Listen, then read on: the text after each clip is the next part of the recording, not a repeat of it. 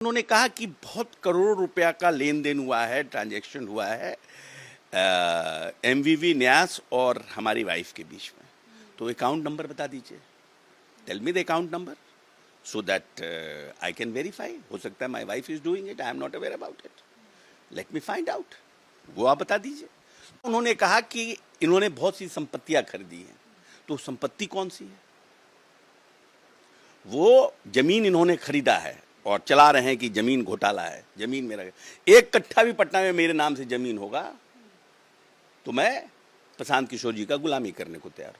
अशोक चौधरी जी की पत्नी श्री नीता केसकर चौधरी जी हैं, जो इस राज्य के बड़े जो बिल्डर हैं श्री दिलीप कुमार मित्तल और राकेश कुमार अग्रवाल जी से 13 फरवरी 2021 को 2.651 डिसमिल जमीन 2,61,97,000 में खरीदा। उसके बाद उसमें नीता केसकर चौधरी ने अपनी पहचान, देखिए चालाकी, अपनी पहचान अपने पति अशोक चौधरी को लिखा। नीता केसकर चौधरी ने जो दूसरा संपत्ति खरीदा, पहला संपत्ति 2,61,97,000, दूसरा जो संपत्ति खरीदा है नीता केसकर चौधरी ने उसी दिलीप कुमार मित्तल और राकेश कुमार अग्रवाल से 20 जुलाई 2022 को 2.09 डिसमिल जमीन 3,42,34,000 में रजिस्ट्री कराई है, जिसमें उन्होंने अपने पति अशोक चौधरी का नाम छिपा लिया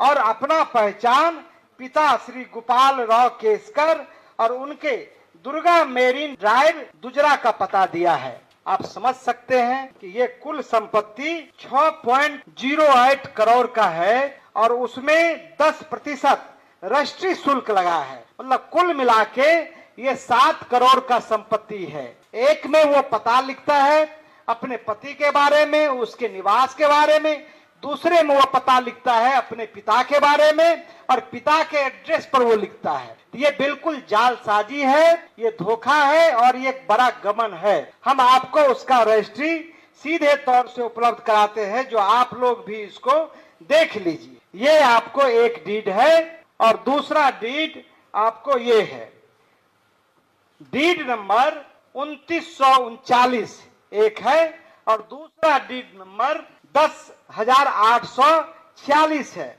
दूसरा कि नीता केसकर चौधरी के बारे में आपको मालूम होगा कि उन्होंने वैशाली ट्रेडिंग कंपनी के नाम पर उन्होंने पंजाब नेशनल बैंक से 1,60,00,000 और 1,40,00,000 मतलब 3 करोड़ रुपया उन्होंने लोन लिया बैंक गारंटी के मामले में। जब पंजाब नेशनल बैंक ने खोजा तो वो फर्जरी निकला। बैंक की शिकायत के बाद सीबीआई ने मामले की जांच की। पटना हाई कोर्ट ने उनको, जो उनका पैरवी है और जो उनका सरकार ने पैरवी नहीं किया, तो उनको दोष मुक्त कर दिया। तब सीबीआई ने सुप्रीम कोर्ट गई, चुनौती दी, वहां जाके सुप्रीम कोर्ट ने हाई कोर्ट के आदेश को स्थगित कर दिया। आज भी यह मामला सुप्रीम कोर्ट में विचाराधीन है, यानी नीता केसकर चौधरी आज के दिन भी धोखाधड़ी के मामले में अभियुक्त है। क्या मंत्री अशोक चौधरी या उनके पत्नी नीता केसकर चौधरी बताएगी 7 करोड़ की रकम उन्होंने कहां से ली? हमारा आरोप है कि यह व्यावसायिक प्रॉपर्टी है जिसका बाजार मूल्य कम से कम 20 करोड़ रुपया है, कम से कम 20 करोड़ रुपया है।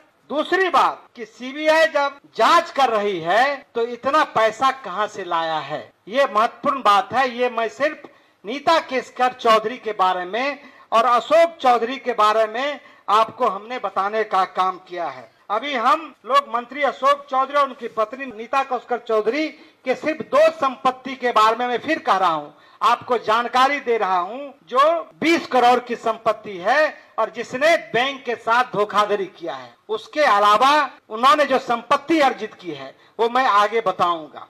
अब मैं आता हूं, ये डीड यदि आप लोग कोई लेना चाहते हैं, देखना चाहते हैं तो इसको देख सकते हैं।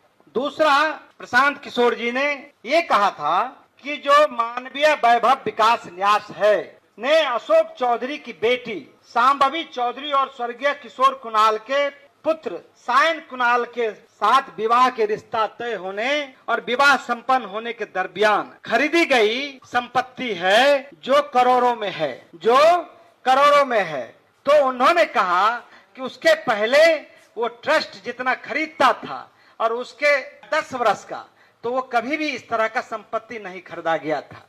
तो प्रशांत जी ने कहा मानव वैभव विकास न्यास के विरुद्ध कोई हमको मतलब पेपर नहीं है और ना कोई हमारे पास ये है, लेकिन चूंकि जब उनका बेटी का विवाह तय होता है और शादी से पहले मात्र 4 महीने के दरमियान खरीदी गई 6 जमीन का डीड मैं आज आप सब लोगों से शेयर कर रहा हूं। जो पहला है, जो पटना के पौष इलाके में श्री कृष्णापुरी में है, वो है आपको पहला डीड है जो 28/3/2021 को खरीदी गई है। वो है 5 करोड़ 50 लाख की संपत्ति है और ये डीड ओरिजिनल है।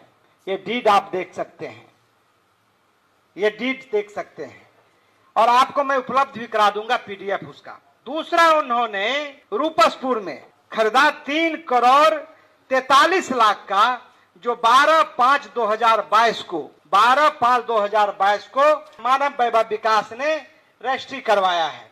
2 तीसरा जो है वो है रूपसपुर में ही 8 करोड़ 90 लाख का 12/5/2022 को, ये ट्रस्ट के द्वारा ही ये जमीन खरीदा गया।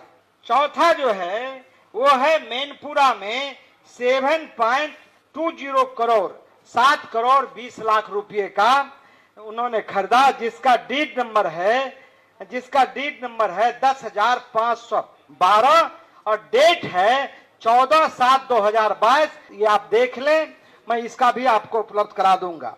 और 5वां है पाटलिपुत्रा में खरीदा है 15/7/2022 को, उसका डीड नंबर है 10,555, जो 15/7/2022 को 2 करोड़ 5 लाख रुपए में खरीदा है, उसका डीड ये है। ये सब ओरिजिनल है। और अंतिम मैं आपको बताना चाहता हूं, पाटलिपुत्रा में 15 करोड़ 50 लाख रुपए का ये पाटलिपुत्रा में जो खरीदा गया है, मैं आपको उसका पता बता देना चाहता हूं। ठीक ऑफिस से आगे आप चले जाइए, उसमें बिल्डिंग बहुत तेजी से वो मकान, बहुमंजिला मकान बन रहा है, ये 15 करोड़ का। मैं आपको बताना चाहता हूं कि कुल संपत्ति जो खरीदा गया है वो 42 करोड़ 55 लाख का जो सरकारी मूल्य है उस पर खरीदा गया है। लेकिन एक सिर्फ मैं आपको वानगी बताना चाहता हूं, यदि किसी को पता लगाना है तो मैं आपको ये उपलब्ध करा देता हूं। ये ठीक यहां से 200 मीटर के दूरी पर वो है, उसका बाजार मूल्य सिर्फ एक मकान का, जमीन का सिर्फ बाजार मूल्य उसका लगभग 100 करोड़ रुपया होगा, 100 करोड़ रुपया होगा। अशोक चौधरी जी, इस ट्रस्ट पर हमारा कोई सवाल नहीं है, क्योंकि इसके खिलाफ हमारा कोई ये तथ्य नहीं आया है। लेकिन एक परिस्थिति जन साक्ष्य लगता है कि जब इनके बेटी के साथ सगाई होती है तभी ये संपत्ति कैसे आता है। तो आपको मैंने ये पूरा प्रमाण के साथ आपको मैंने दिखाया है, ये आप देखें। और आप उनके परिवार से, खास करके प्रशांत जी ने कहा कि किशोर कुणाल की छवि एक ईमानदार और अच्छे लोगों की रही है, एक उनका जो चारित्रिक रहा है वो बिहार में अच्छे लोगों का रहा है। लेकिन पता नहीं किस दुश्मनी से, ये भगवान का संजोग मानिए कि अशोक चौधरी ने किस जन्म का बदला लेने के लिए एक तरह से उस ट्रस्ट को, जिसमें जियालाल आर्य जैसे लोग हैं, उनको बदनाम करने की साजिश है। एक बात मैं आपको और बताना चाहता हूं कि जो इस ट्रस्ट में सेक्रेटरी है वो बिहार के मुख्य सचिव की मां प्रोफेसर कविता श्रीवास्तव जी हैं, जो इसमें सेक्रेटरी हैं। मैं सिर्फ आपको जानकारी दे रहा हूं, उनको ये बात बताना चाहिए ट्रस्ट के लोगों को। और 15 साल का जो खरीद बिक्री का ट्रस्ट ने काम किया है उसको बताना चाहिए। एक मैं और आपसे कहना चाहता हूं कि जो ये कागजात है वो कागजात सिर्फ मैं आपको छुआ दिया हूं, इसके अलावा दर्जनों जो डीड है, जो खरीदा गया है, वो हमारे पास उपलब्ध है, जो समय आने पर मैं आपको उपलब्ध करा दूंगा। तीसरा जो आरोप है वो भी मैं आपको बताना चाहता हूं। जो प्रशांत किशोर जी ने जो एक आरोप लगाया था, तथ्यों के आधार पर आरोप लगाया था, प्रशांत किशोर जी ने यही उस दिन कहा था। उन्होंने कोई मानव वैभव पर आरोप नहीं लगाया था और उनके खिलाफ कोई हमारे पास साक्ष्य नहीं था, लेकिन उन्होंने जो आरोप लगाया था और जो सिद्ध है उसमें कहीं से दो राय नहीं है, वो है अशोक चौधरी की जो बेटी है श्री शांभवी चौधरी, जो समस्तीपुर से सांसद है। तो अशोक चौधरी ने 2019 में 2 रजिस्ट्री अपने पीए योगेंद्र दत्त जी के नाम से करवाया है। ये दोनों आपको, ये मैं आप लोग को उपलब्ध करा देता हूं और दोनों ये डीड आप देख लें। एक डीड नंबर है आपको 8054, दूसरा डीड नंबर है 8427। ये दोनों डीड के द्वारा उन्होंने ये जमीन खरीदा और अशोक चौधरी ने योगेंद्र दत्त को अपना अवैध पैसा उसमें दिया, जिसकी आप जांच कर सकते हैं। लेकिन 1 साल 6 महीने के बाद श्री अशोक चौधरी जी ने अपने बेटी के नाम से वो दोनों जो रजिस्ट्री था, लगभग 74 डिसमिल, पटना का 23 कट्ठा बोला जाता है, वो बहुत मूल्यवान जमीन है, वो 34 लाख में वो खरीदते हैं। और अशोक चौधरी ने कहा कि हमको साक्ष्य नहीं मिला है, इस जमीन का साक्ष्य नहीं मिला है। तो आपके माध्यम से मैं उनको साक्ष्य उपलब्ध करवाना चाहता हूं। और बैंक अकाउंट, जो बैंक अकाउंट से उन्होंने 10 लाख रुपया दिनांक 20/3/2021 को ट्रांसफर किया है और 21/2/2021 को रजिस्ट्री हुआ है, उसमें 10 लाख रुपया योगेंद्र दत्त के खाते में शांभवी चौधरी भेजती है। उस समय शांभवी चौधरी 10 लाख रुपया मात्र भेजती है और वो उस समय पढ़ाई कर रहा है। तो क्या एक पढ़ने वाले लोग 34 लाख रुपया कहां से लाएंगे? वो ऐसा कौन सा रोजगार है शांभवी चौधरी का जो उन्होंने 34 लाख रुपया उनको पेमेंट किया? एक दूसरा की 34 लाख के बदले मात्र उन्होंने 10 लाख दिया। और 10 लाख में भी मैं आपको बताना चाहता हूं कि दिनांक 1/3/2021 को उनसे 2 लाख रुपया निकाल लिया गया और फिर दिनांक 2/3/2021 को 9 लाख रुपया निकाल के 10 लाख रुपया उसमें भी अशोक चौधरी ले लिया है। ये गंभीर आरोप है। रुपया जमा किया लेकिन 10 दिन के बाद वो पैसा निकाल लेता है, चूंकि पैसा ये दिया था। तो ये एक आरोप है, ये आप ले सकते हैं, ये बैंक का स्टेटमेंट है, स्टेट बैंक का। दूसरा हमारे पास जो उन्होंने रजिस्ट्री किया है, जब शांभवी चौधरी आपको नॉमिनेशन किया तो नॉमिनेशन के बाद उन्होंने अपना संपत्ति दिखाया कि भाई जमीन दिखाया कि 54 लाख का है। रिटर्निंग अफसर जो डीएम है उन्होंने इनकम टैक्स को ये भेज दिया। इनकम टैक्स ने इसकी जांच की और नोटिस किया कि भाई आप तो 10 लाख रुपया दिखाए हैं और ये जमीन 34 लाख रुपया से ज्यादा का है, तो ये पैसा कहां है, आप इसका जवाब दें। तब इन लोगों ने योगेंद्र दत्त से संपर्क करना चाहा तो योगेंद्र दत्त ने कहा कि भाई हम ये पैसा नहीं लेंगे, आप जिस समय देने का था उस समय दिए नहीं, जब इनकम टैक्स आपको कर रहा है तब आप दे रहे हैं। तब आपको अशोक चौधरी, चूंकि बैंक अकाउंट उसको मालूम था, तो दिनांक 27/4/2025 को अशोक चौधरी ने 25 लाख रुपया, मतलब शांभवी चौधरी ने 25 लाख रुपया योगेंद्र दत्त के खाते में जमा कर दिया है, जो पैसा आज भी है। प्रशांत किशोर जी सिर्फ इसी आरोप पर उन्होंने कहा कि इसके खिलाफ हमें पूर्णतः सबूत है। और ये सबूत चूंकि अशोक चौधरी ने कहा कि ना तो हमको डीड का पेपर है ना बैंक का है, तो आपके माध्यम से हम दोनों आपको उनको उपलब्ध कराना चाहते हैं। वो ले ले और ये बतावे वो कि किस तरह से वो भ्रष्टाचार में लिप्त हैं, किस तरह से वो अवैध संपत्ति खरीद रहे हैं। मैं आपको बताना चाहता हूं कि अशोक चौधरी के बारे में आप जानते हैं कि पिछले मार्च में 30,000 करोड़ का टेंडर हुआ और उसमें 2% पैसा लिया है। उसकी चर्चा हम बाद में करेंगे।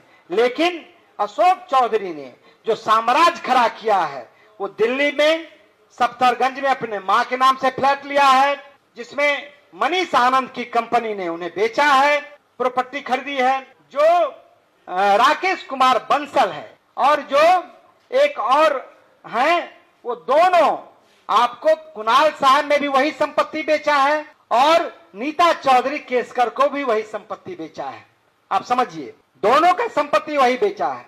उसके अलावा इनका महावीर इलेक्ट्रिक जो है उनमें बंसल जो कंपनी है उसमें, उसके अलावा डीपीएस वर्ल्ड स्कूल जो है उसमें सहित अनेकों संस्थान में इनका अवैध संपत्ति है, जिसका पेपर हमारे पास उपलब्ध होगा, समय पर मैं आपको उपलब्ध कराऊंगा।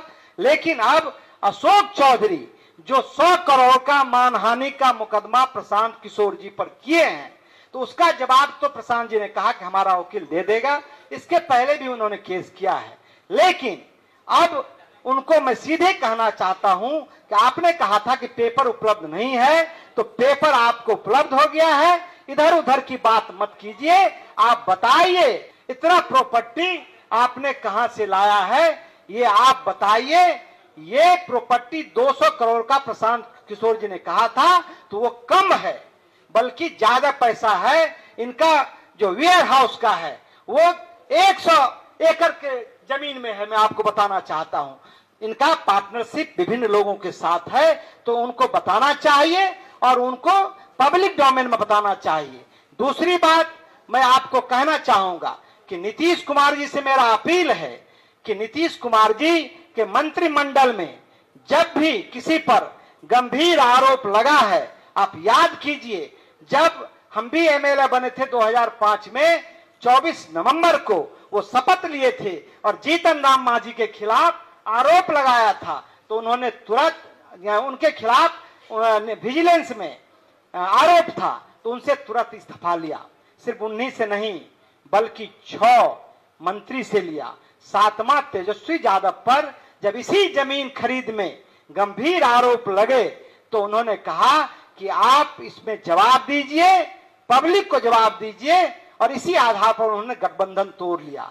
तो हम नीतीश कुमार जी से मांग करना चाहते हैं इस प्रेस के माध्यम से कि अशोक चौधरी पर यह गंभीर आरोप है, इस आरोप पर क्या उनसे आप इस्तीफा लेना चाहते हैं? यदि ये इस्तीफा नहीं देता है तो इनको क्या बर्खास्त करना चाहते हैं? हम जनस्वराज पार्टी के लोग मांग करते हैं और बिहार के लोग भी अब मांग कर रहे हैं। उतना ही नहीं बल्कि जनता दल यू के जो मुख्य प्रवक्ता हैं नीरज कुमार जी ने भी कहा है कि अशोक चौधरी जी को जो गंभीर आरोप है उसको पब्लिक डोमेन में बताना चाहिए। मुख्यमंत्री का चेहरा बेदाग है। जो भारतीय जनता पार्टी के senior leader R K Singh ji ने हैं, उन्होंने भी कहा है कि जो आरोपी, जो गुनहगार है, जिन पर आरोप लगा है, उनको सफाई देनी चाहिए या उनके विरुद्ध कार्रवाई होनी चाहिए। तो हम मुख्यमंत्री जी से एक ही मांग करते हैं, इतने गंभीर मसले पर आपका निर्णय बिहार के लोग प्रतीक्षा में हैं। मुझे पूरा विश्वास है कि अशोक चौधरी के खिलाफ और जो अन्य मंत्री के खिलाफ पुख्ता सबूत है उस पर आप कार्रवाई करेंगे। यदि ये लोग इस्तीफा नहीं देता है तो इनको सीधे मंत्रिमंडल से बर्खास्त करेंगे।